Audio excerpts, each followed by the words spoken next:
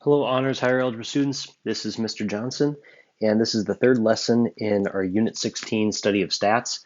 And this lesson's on normal distribution. And so we're going to talk about the things that are listed here on the screen. We're going to do this by hand to start, talk about kind of the characteristics of this normal distribution curve, and then we'll use the calculator to also find slightly more complex things. Okay, so obviously we've talked about many different ways to look at graphs, and sometimes and many times really, data is going to be sort of skewed in one way or the other, and I've already talked about that with box and whisker plots and bar graphs and some of the other ones we looked at.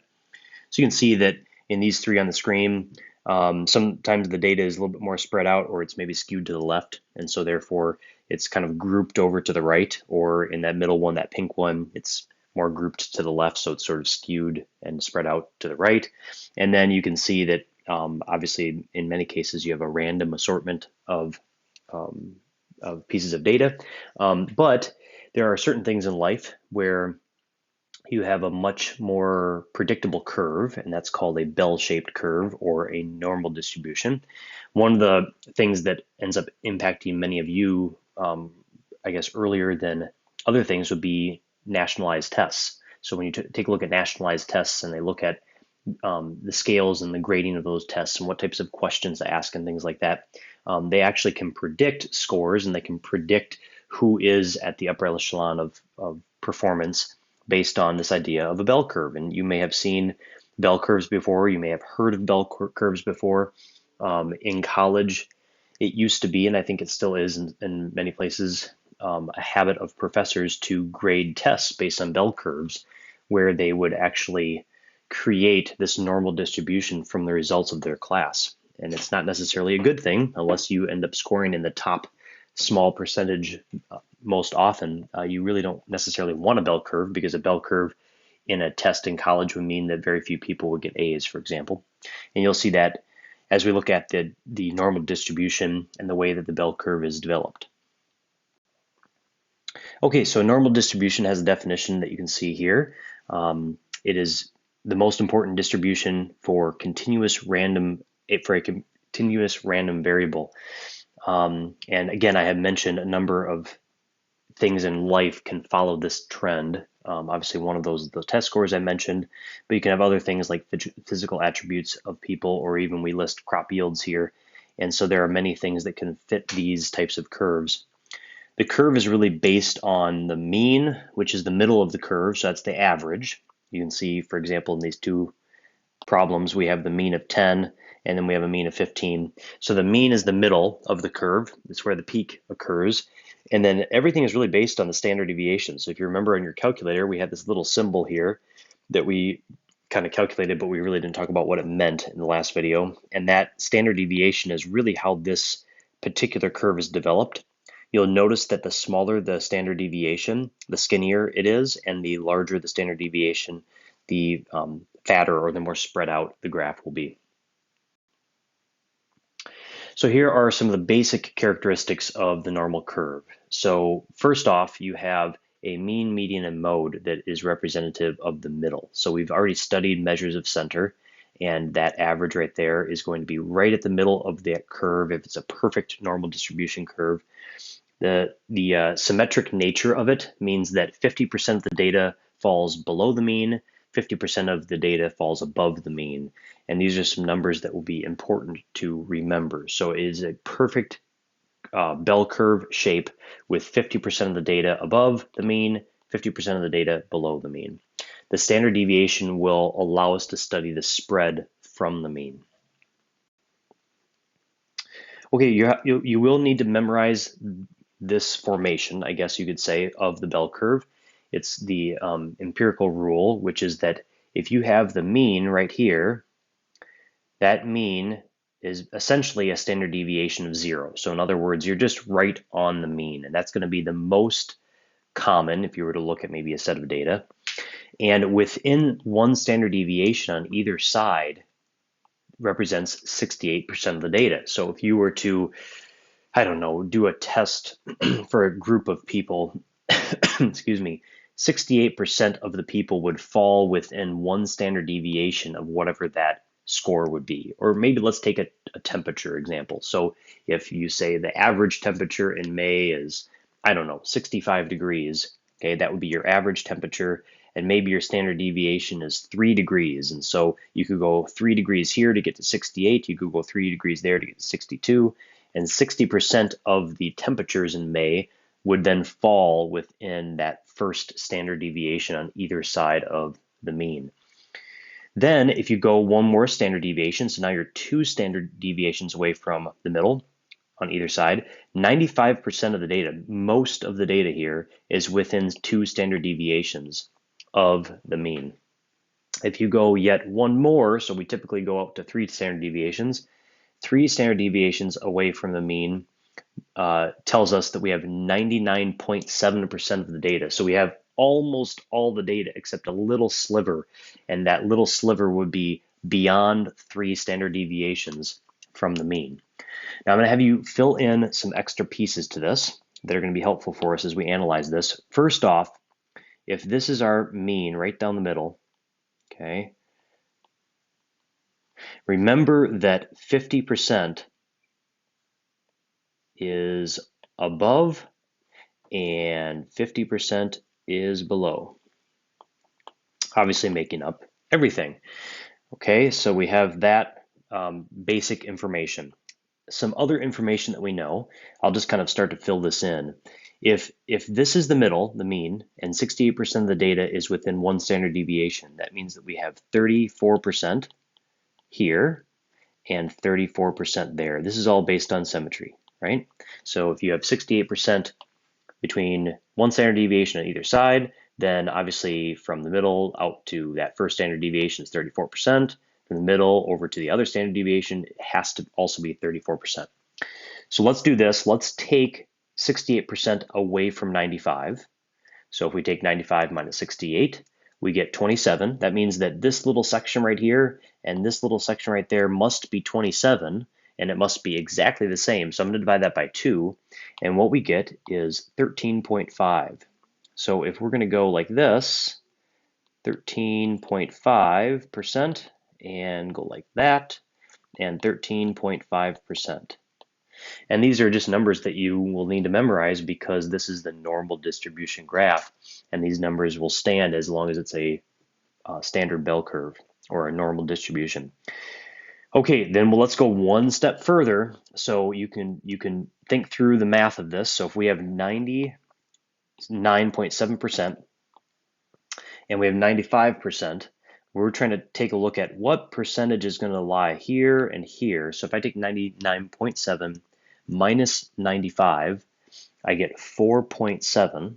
Let me find, I'm going to do this in black because I'm running out of colors. So I get 4.7 and I have to divide that by 2. So this is 2.35%, and this is 2.35%, like that. And you can kind of think through the amazing nature of data, especially if this was like some sort of test or something like that that people were taking.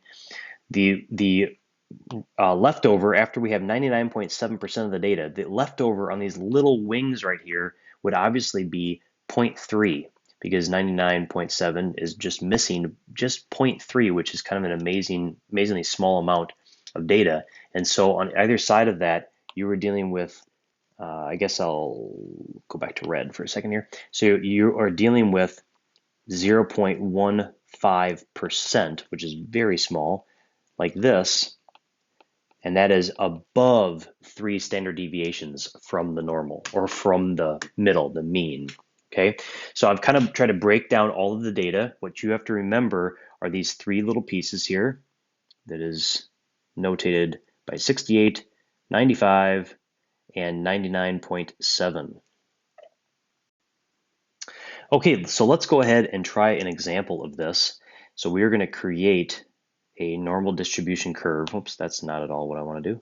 So here's our line, and we have a mean, which is given to us as 179 centimeters. So we're looking at the average height of 17-year-old boys.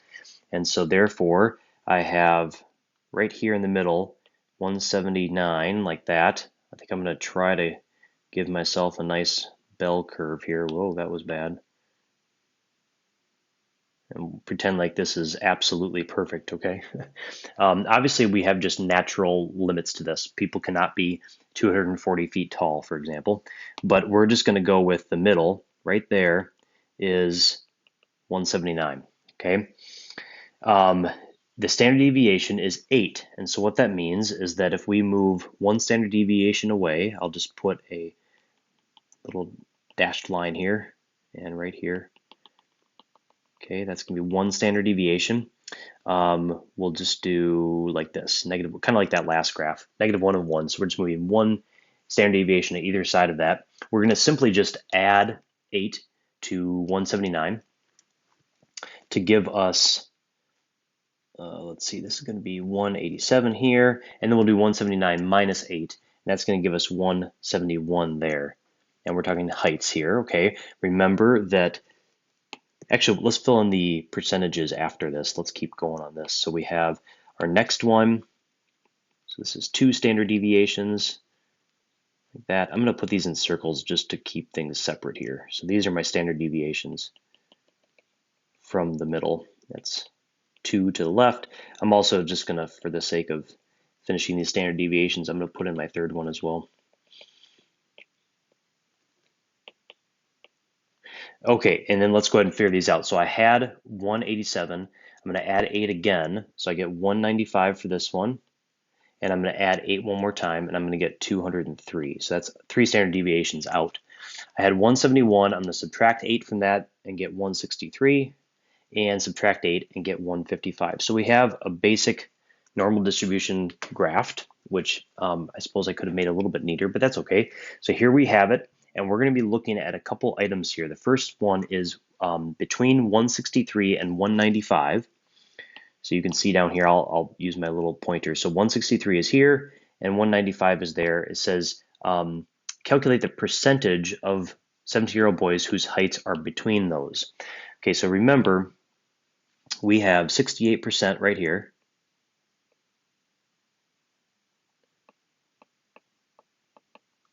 And we want to go out to 95 on the one side. So remember, this is an additional 13.5%.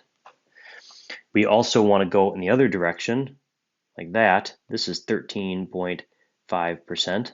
And if you remember, there was that other number that we could memorize that was the entire distance right here, which was 95%.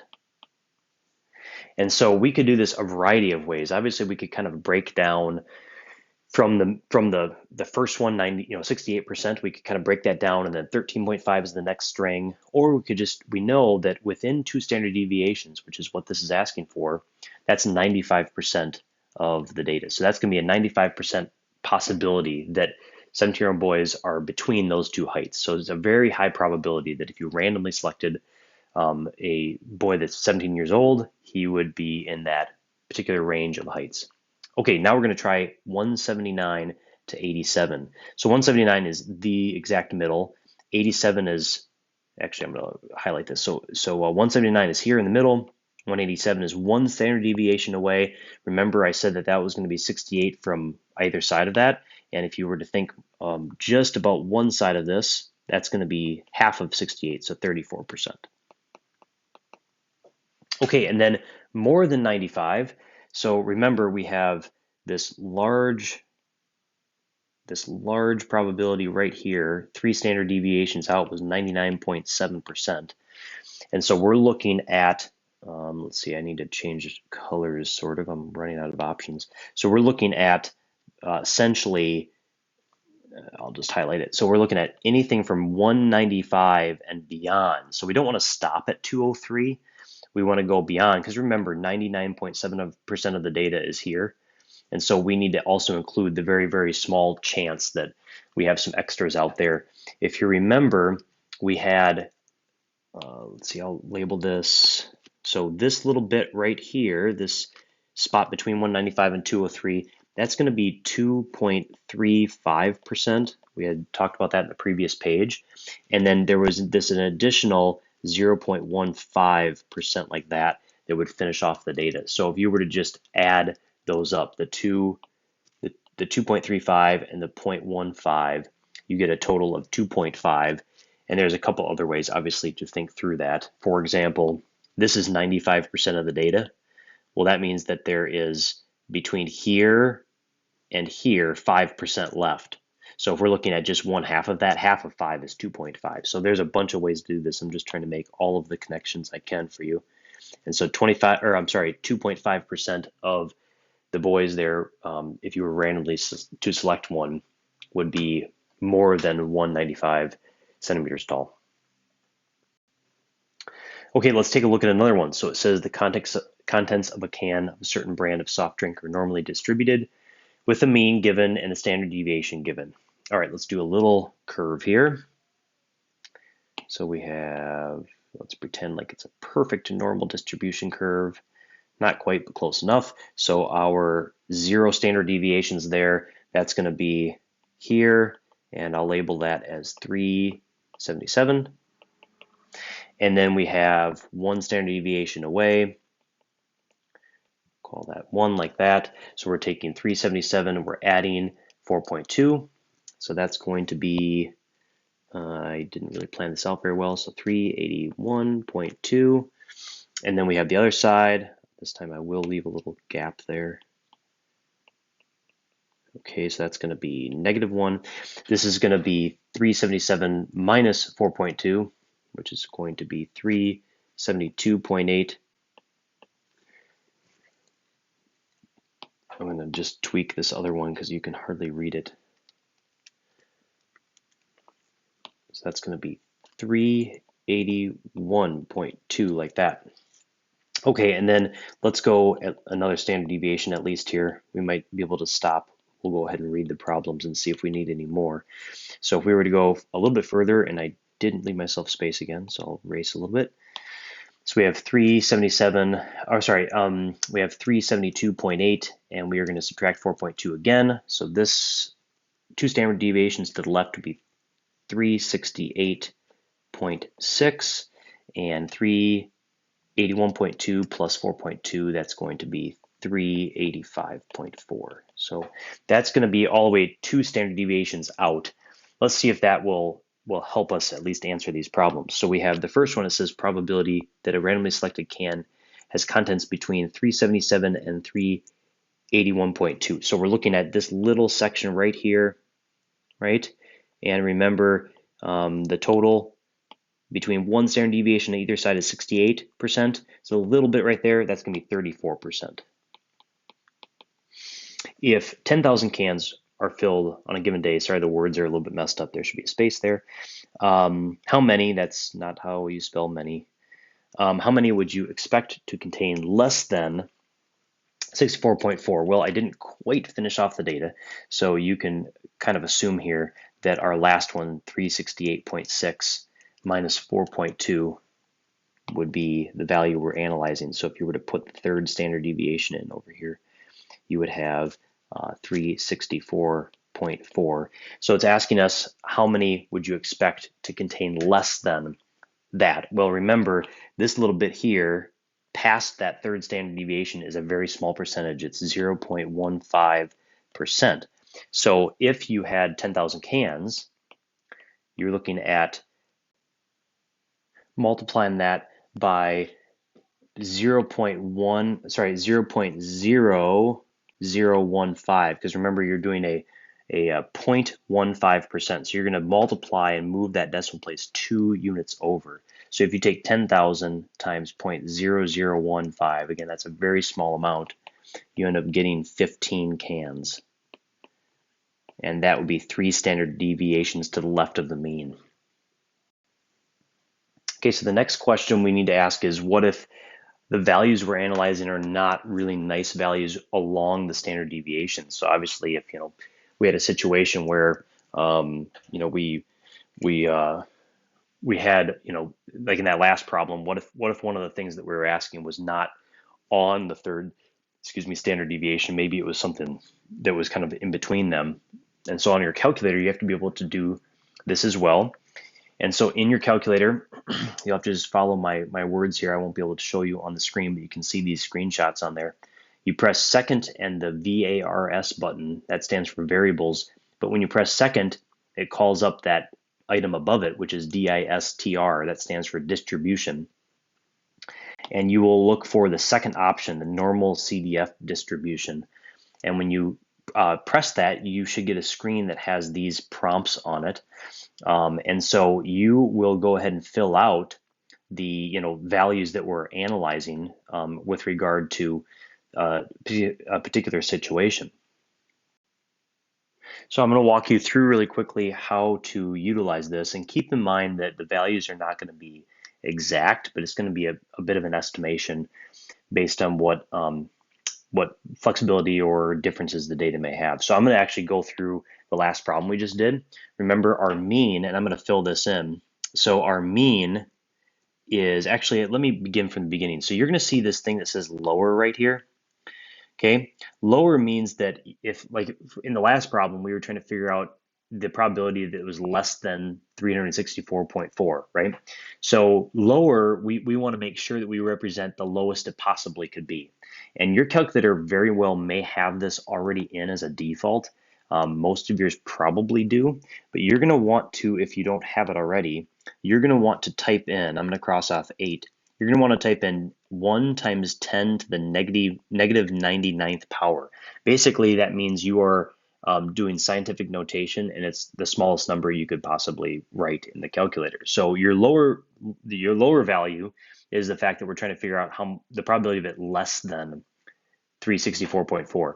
The upper one will be 364.4, because that's the thing we're studying. So what we're saying to the calculator is we want to know what is the probability that it is below 364.4.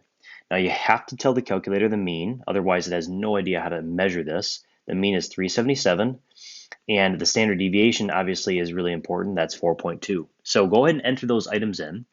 What it says then is to paste, and if you hit enter, it will paste it on your home screen in this kind of formulaic equation.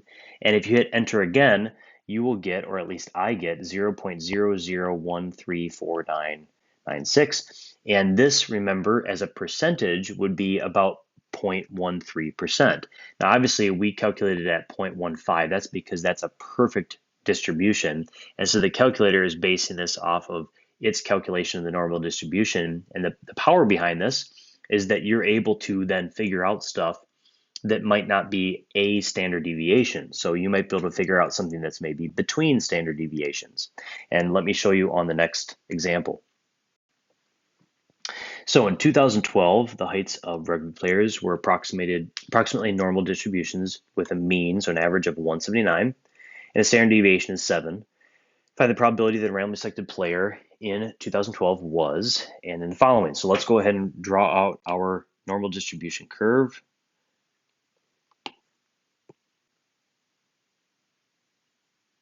I'm getting a little bit better at it, I guess. Okay, so we have right in the middle, 0 standard deviations. I'm going to put this above now. Maybe it'll be less messy. So we have 179. Okay, we have 1 standard deviation away, which will be the 179 plus 7, and that gives us 186. We have another standard deviation that gives us 186 plus 7, so that's going to be 193. And then let's go out to the third standard deviation, which would be 193 plus 7, and that's going to be 200. Okay, and then we'll go the other side as well. So we have 1 standard deviation to the left, so that's 179 minus 7, so that's 172. Then we have 2 standard deviations over there, so that's 172 minus 7, that's 165. And out to our third one, that's 165 minus 7, so that's going to be 158. Oops, sorry.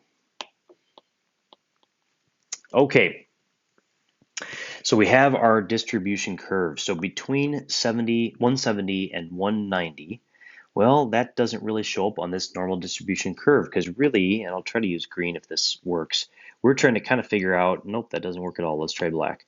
So we have maybe 170 is here, and we're going all the way to 190, which is, I don't know, like around there. Well, we know certain things. We know that between here and here, it's 68%. We know that here to here, it is 95%, right? But we don't have any data to know kind of the in-between thing. So we're going to go into our second distribution, normal CDF. For the lower, I will put in that we want 170. For the upper, we will put 190. For our mean, we will put 179. For our standard deviation, we will put 7. And when we do that, now I'm actually typing it in, sorry.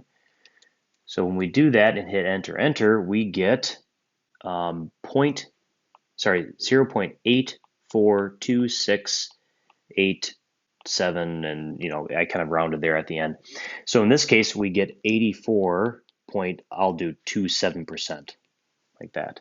So pretty high chance. Now, does it make sense? Well, yes, because remember, this is 95, and we're slightly inside of that, right? But we're above 86%. So it seems like a really reasonable value. Okay, what about at least 175? Well, we're in the same boat. We're looking at, it's in between these standard deviations. And so this time, I'm gonna go like that. So this time we will look at a lower of 179. I'm sorry, 175. The upper, so we haven't talked about this yet. We did the lower one before, but the upper we want to just kind of leave open-ended. So we're going to do 1 times 10 to the 99th power. That's basically the biggest number that the calculator could sort of handle here. The mean is 179, and the standard deviation is 7. So we're going to go back and type those items in. So give me a second. 175, 1 times 10 to the 99th power, and 179, and a standard deviation of 7. Okay, this time I get 0.7161545 and so on. So that's going to be 71.61% if we're going to 2 decimal places. Okay, let's continue. And by the way, does that one make sense? Well, remember, from the mean, 50% of the data is over here, right? 50%.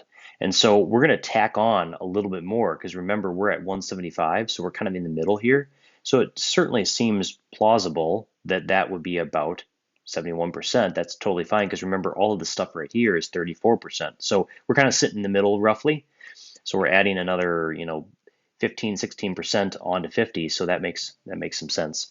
Okay, shorter than 175 without technology. Well, if 71.61% are at least 175, well then shorter would be just 100 minus that. So if we took 100 minus, I'm gonna grab the exact value that I have in my calculator. So I'm gonna do 1 minus that decimal I got. So I'll keep it really exact. We get 28.39%. And again, in total, without, obviously any kind of rounding error, which is completely possible, that should be 100%, because if you have everybody above 175 and everybody below 175, that should be everybody. No one else should be left out of that category or that set of categories.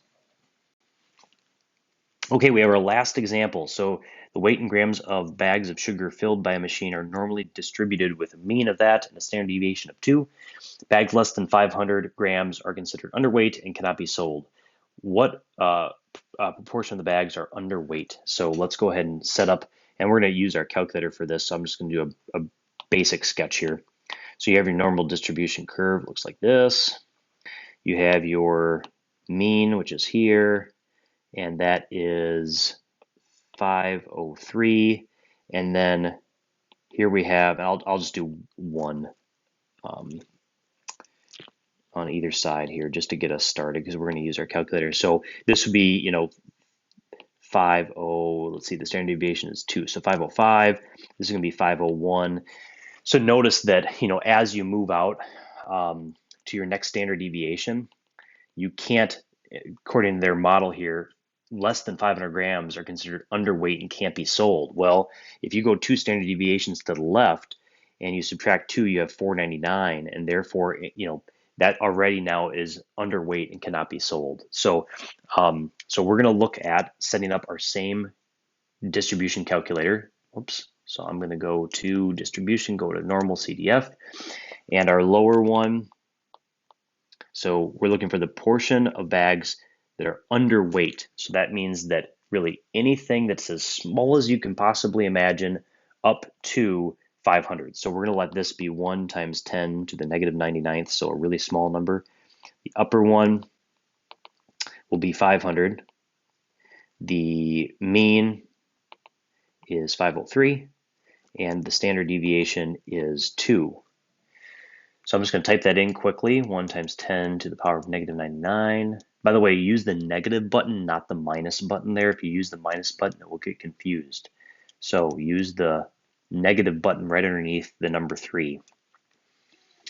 Okay, so I get 0.06687, and it continues. So if you move your decimal over, that's 6.68% if we round to 3 decimal places. Okay, bags weighing more than 507 grams are considered overweight. So if the machine fills 6,000 bags in one day, how many bags would you expect to be overweight? So we're going to take a look at the same type of thing we did, except kind of the opposite there. We're going to look at the lower as the 507. We're going to look at the upper as 1 times 10 to the 99th power, because we want the large one there. Our standard deviation, our mean is 503, and our standard deviation is 2. So we'll go back to distribution, go to normal CDF, and we'll type in 507, and then 1 times 10 to the 99th power, and 503 and 2 stay the same, and we have 0.02275, and it kind of continues like that. So this is going to give us 2.27. I'm just going to make it 3 decimal places because it was a nicer way to round. So that percentage we would expect. And so obviously if we have 6,000 bags, we would want to then multiply by 0.02275 like this. So we have 6,000. I'm just going to take my exact one from my calculator. And so we would expect about 136.5. So, whoops, not percentage.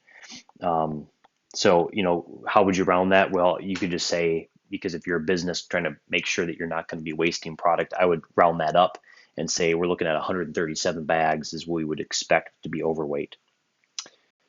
Okay, that is our normal distribution. And so now you can go and do your homework for this particular section. Thanks.